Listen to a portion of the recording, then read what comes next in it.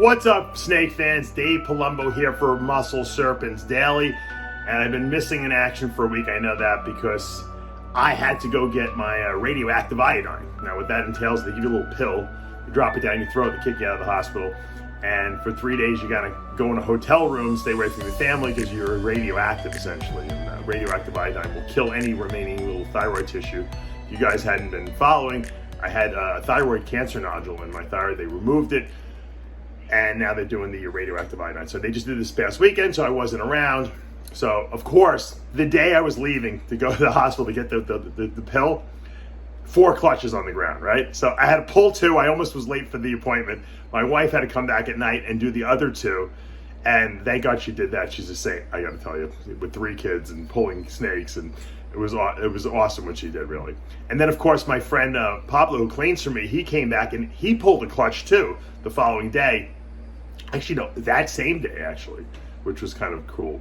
So that always happens, right? And then, of course, then my wife calls me up on Sunday night, or I think it was Sunday night, yeah. And she's looking at this carpet python of mine making weird twitching movements. And she's like, there's something wrong with the snake, and sure enough, I said, wait a second, that sounds like, muscular contraction movements that are actually will heat, will heat the eggs up. So I'm like, is she sitting on, does she look like she's coiled pretty high? She's like, yeah, kind of. I said, I think she's on eggs, because she had actually laid like a slug a couple days earlier. All right, I noticed the water bowl was dirty. I cleaned the water bowl, but it looked like a pre-lay poopies. I should have shot it, but I wasn't sure. So I didn't think this girl was gonna lay anything, and the reason I haven't even looked at it yet, but I saw one little slug that was here. I threw out in the garbage. I had her marked down that she shed on April 11th, which she shouldn't have shed if she was gonna, lay now, because I don't think, unless she laid early. Obviously the hide box is raised up, so she's definitely on a mound of something.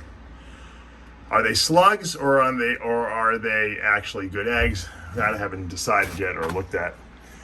She laid late, but I did breed her with a different male this year. I bred her with my snow, which is an albino axanthic.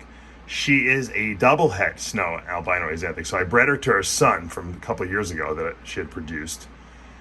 And I didn't know if he was, I waited like 2.5 years, so he definitely had the age on him. It was a little on the small side. I didn't think she was going to go. I thought she was going to take the year off. You probably remember me even talking about this in a previous video. So we're going to see, what happened here, if she actually produced something that could be considered viable. And if she did, obviously we will have a much better chance of getting snows because of the fact that, and everything will be 100%, which is way better than what in the past I was getting 66% or so. Let's take a look. All right, so I was really surprised that one little slugger that was right there, or whatever that little hard little thing is, she had no eggs. She had no eggs. So she either she's not going to lay, or she hasn't laid, but this is definitely, that looks like an egg to me, like a slug egg. It's really hard. So we will continue to follow her for the next couple days. Maybe she just kind of pooped one out by accident. And so I was expecting, actually I didn't even know she was gravid, to be honest with you. I wasn't sure she was going to go this year, so I'm like, maybe she's just going to lay a clutch of slugs. I knew something had to be inside of her still. And sure enough, my wife took a video, sent it to me, and she had a head in the coil, and she was twitching her body around. And I've never seen that from my carpets. Usually they just sit on the hot spot. Maybe the hot spot wasn't hot enough. It was pretty cool. And because they'll contract their body to generate heat, and then they'll keep their body coiled around the pile with their head in there. And I think they breathe into the pile so they can increase the humidity, so they can increase the temperature and humidity. Pretty cool for an animal that's cold-blooded. So she pulled that clutch for me. We got a couple good eggs. It wasn't a million eggs, but this was the first time for the father, who was a snow. So that was a snow to double het snow. First time I was doing that. I had produced him 2.5 years ago, bred him for the first time. I let him get nice and mature, and I didn't know if he was going to go this year, because I didn't, that girl, the mother, actually usually goes early, and so this was a little late for her, but it worked. So hopefully we'll get some snows. That's the goal.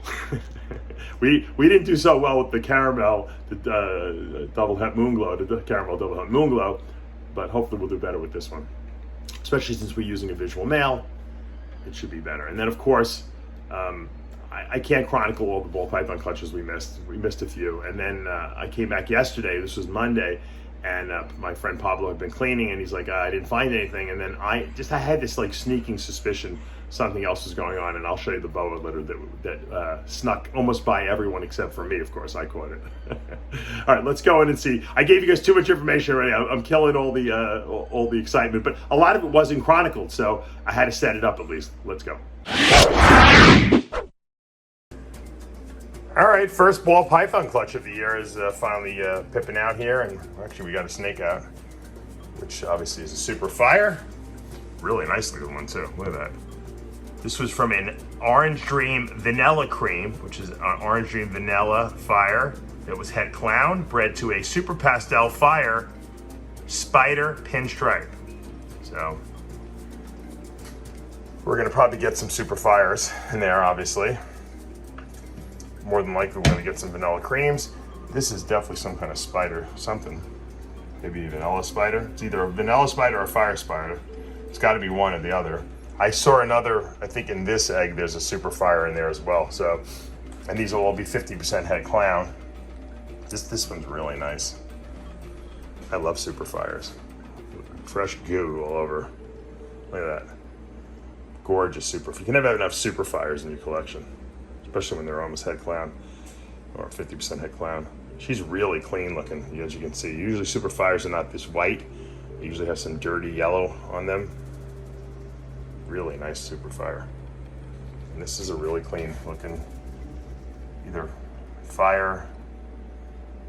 Well, it's actually, it has to be, everything has to be pastel too, because the mama was super pastel. So that's a bumblebee, either vanilla or bumblebee fire. 50% Het Clown. That one's a Super Fire pastel. 50% Het Clown. It looks like we have another spider in here too. It doesn't come out yet. Let's see. Let's take a peek in there. Yeah, it looks like a spider too. Obviously, 50% will be spiders. Actually, they could be spinners. I didn't even think about that. That might be a spider pinstripe, actually. I don't even know. This is a bad egg. If you notice, I didn't remove it because it was attached to the other ones, and it did not affect the other one's viability whatsoever. And that just goes to show you, some eggs go bad, they mold. Okay, but mold doesn't usually spread to good eggs. That's at least in my experience. All right, I got home from my little trip, or my little sequestering, and we thought there were no boas that gave birth, but my Albino Sterling female definitely gave birth. Look, I saw everything all dried up and flaky looking in here. I said, you know what, that's got to be goo that dried up, and because she's on a top cage, I just think a lot of people didn't notice who came in. I know Pablo was here, and my wife came in here, and I told them to check her, and no one checked her, but she's got some babies under there, and they're all Albino Sterlings. Maybe some are Sunglows. We're gonna have to check it out. I'm gonna pull her out of here, and we're gonna take a look and see what babies we got. I'm excited, super excited. And it's funny, talking about maternal incubation. This female is absolutely taking care of her babies. Look at them, they're all underneath her. They all look pretty good. She took all the sacks off them. Everything's dried up in here. And this could have been a disaster, but she did a great job. She's a first-time mama. She's not a big snake. Once again, the Sterling gene being the patternless boa, and this is the albino version. I'm sure we have some Sunglows in there, and I'm sure we have some regular Albino Sterling. So this is a super cool litter. I'm very, very happy, and she's behaving. She's not striking me or nothing, but she's obviously protective of her babies.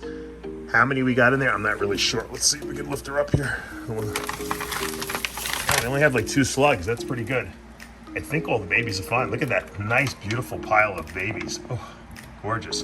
And there's some potential for snows in there. I got to really look, because the mother and the father were possible head anery. So let's see what we got in there. Look at those babies. I just moved her. She's behaving herself, the mama. She's not striking at me, so I didn't take her out yet. She's definitely curious. She's a good snake. She's not being defensive, because I think she's rested. She probably I would say, look, by how dry everything is, I would say she definitely probably delivered these a couple days ago. There's some really nice ones in there too. I can't wait to pull these things. All right, there they are. Albino and Sunglow Sterlings.